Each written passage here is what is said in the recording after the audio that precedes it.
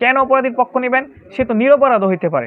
উৎসুক জনতা যে মারধর করবে, মারপিট করবে, এর মারপিটটা তো পরবর্তী সময় সে নিরপরাধ প্রমাণিত হলেও এই মারপিটটা তো আর তোলা যাবে না। আমি একজন বাঙালি হিসাবে আমার এই বাঙালি জাতিটাকে নিয়ে সত্যি অনেক গর্ব হয়। এতটাই গর্ববোধ করি যে গর্ববোধের কারণে গর্ভবতী হয়ে যাওয়ার মতো উপক্রম হয়। কি শব্দটা শুনতে খারাপ শোনা যেতেছে? খারাপ শোনা গেলেও বাস্তব কিন্তু এটাই। আমরা এমন একটা জাতি, আমাদেরকে নিয়ে এতটাই গর্ব হয় যে গর্বের পরিমাণটা একেবারে গর্ভবতীতে গিয়ে পৌঁছায়। চলুন একটা ঘটনা আপনাদের সাথে শেয়ার করি। গত পরশুদিন আমরা নিশ্চয়ই একটা নিউজ দেখছি সবাই সোশ্যাল মিডিয়াতে, খুবই ভাইরাল, যে 3 বছর একটা শিশুকে হত্যা চেষ্টায় 2 জন ছিনতাইকারী আটক হয়েছে আমাদের কুলিয়াচরে, কিশোরগঞ্জের কুলিয়াচরে।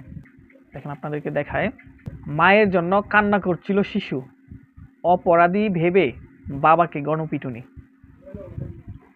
তো এই নিউজটা কিন্তু গত পরশুদিন থেকে আমাদের সোশ্যাল মিডিয়ায় তুলপার, একেবারে ভাইরাল ট্রেন্ডিং নিউজ এটা। এবং এইটা নিয়ে অনেকেই মনে করেন যে মানে কি বলবো, মায়া কান্না থেকে শুরু করে যত প্রকার কান্না আছে সকল প্রকার কান্নাকাটি কিন্তু করছে এবং এই অপরাধী দৃষ্টান্তমূলক শাস্তি দাবি করছে, প্রত্যেকেই সর্বোচ্চ শাস্তি দাবি করছে। এটা তো আইনের কাছে করছে, তার আগে কিন্তু আবেগী পাবলিকরা তার বিচার কিন্তু করে ফেলছে। আমরা আইনের ধার ধারি নাই, তারে কিন্তু উত্তম মধ্যম একচোট আমরা দিয়ে ফেলছি, যেটা কিনা চাইলেও আর এটা উঠানো সম্ভব না। তো আইন তো আমাদের দেশে আছে, কিন্তু আইনের প্রতি আমাদের যে সম্মানটুকু সেটা আমাদের নাই। আর এটা না থাকারও কিছু কারণ আছে, কারণ অনেক অপরাধী তারা টাকার বিনিময়ে কিন্তু রেহাই পেয়ে যায়। এটা কিন্তু বাস্তব, এটা মানতে হবে। আমার ভিডিওটা কারা কারা দেখতেছেন আমি জানি না, কিন্তু এই কথাটা কিন্তু মানতে হবে। এবং এরই ফলশ্রুতিতে কিন্তু মানুষ ইনস্ট্যান্ট চায় তারা আইনটা হাতে তুলে হলেও কিছুটা পুষায় দেখ, মানে কিছুটা বিচার তারা নিজেরা করে নিক। এটা একটা কারণ আমি মনে করি। আপনারা কি মনে করেন আমি জানি না।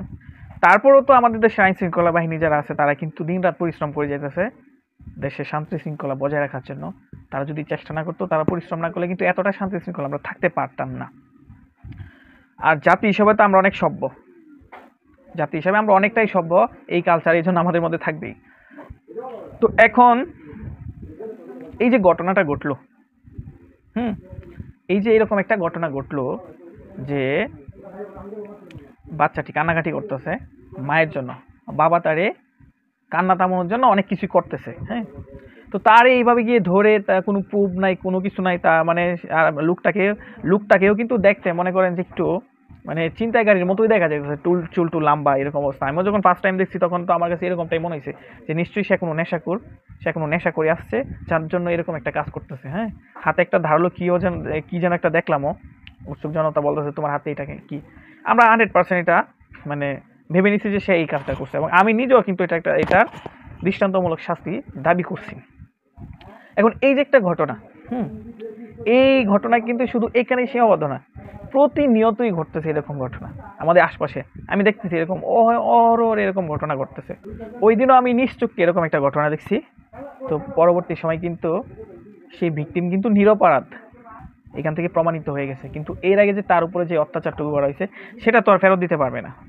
তো এই জন্যই আমি আমার ভিডিওটা যারা দেখতেছেন, আমি অবশ্যই আপনাদের কাছে রিকোয়েস্ট করব, আশেপাশে পথে ঘাটে যদি এরকম ধরনের কোনো সিচুয়েশন তৈরি হয়, আপনারা আগে অপরাধীর পক্ষ নেবেন। কেন অপরাধীর পক্ষ নেবেন? সে তো নিরপরাধও হইতে পারে। তাকে যে তারা উৎসুক জনতা যে মারধর করবে, মারপিট করবে, এর মারপিটটা তো পরবর্তী সময় সে নিরপরাধ প্রমাণিত হলেও এই মারপিটটা তো আর তোলা যাবে না। এই জন্য আগে অপরাধীর পক্ষটা নেবেন, নিয়ে আগে বিষয়টা ক্লিয়ার করবেন যে আসলে সে অপরাধ করছে কিনা। যদি সে অপরাধী হয়েই থাকে, বিচার করবেন, ইনস্ট্যান্ট করবেন। তারপরেও কিন্তু আইনের প্রতি একটা রেসপেক্টনেস, একটা শ্রদ্ধাশীল আমাদের প্রত্যেকেই হতে হবে। আমরা কেউ যেন আইন হাতে তুলে না নেই, আমরা প্রত্যেকেই যেন আইনের প্রতি শ্রদ্ধা সম্মান ভক্তি রাখি, সেই আশা প্রত্যাশা রেখে আজকের মতো বিদায় নিচ্ছি। সবাই ভালো থাকবেন, সুস্থ থাকবেন।